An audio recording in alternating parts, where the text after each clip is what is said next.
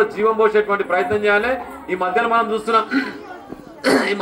చూస్తున్నాం జీన్స్ పాయింట్లు ఏదో నింపుకొని ఎంట్రుకలు విమానం పోయేటట్టు అవి పోయేటట్టు మొత్తం ఎంట్రుకలు కింద మీద పోయేటట్టు డుస్సు బుస్సు అనుకుంటా బీజేలు పెట్టుకుంటా తిరుగుతున్నారు.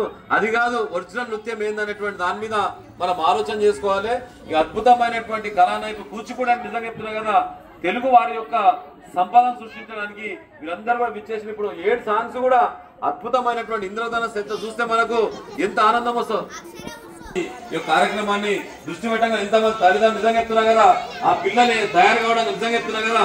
కూచిపూడి అంటే ఈ గజ్జలు ఉంటాయి కదా, సహస్రం కదా, ఒక్కసారి గల్లు మనంగానే గుండె నిజంగా చెప్తున్నా కదా చెల్లుమంటది.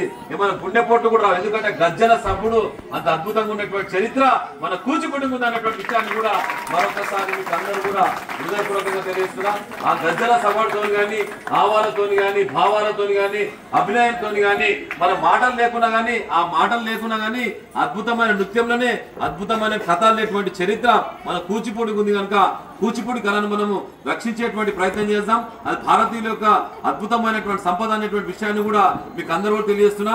చిన్నారులకు ఒకటే కోరుతున్నా ఏంటంటే వాళ్ళ ఆరోగ్యంతో పాటు ఈ మధ్యన మనం చూస్తున్నాం ఫెయిర్ అండ్ లవ్లీని పెట్టుకుంటారు, ఇంకోటి బ్యూటీ పార్లర్ పోతున్నారు.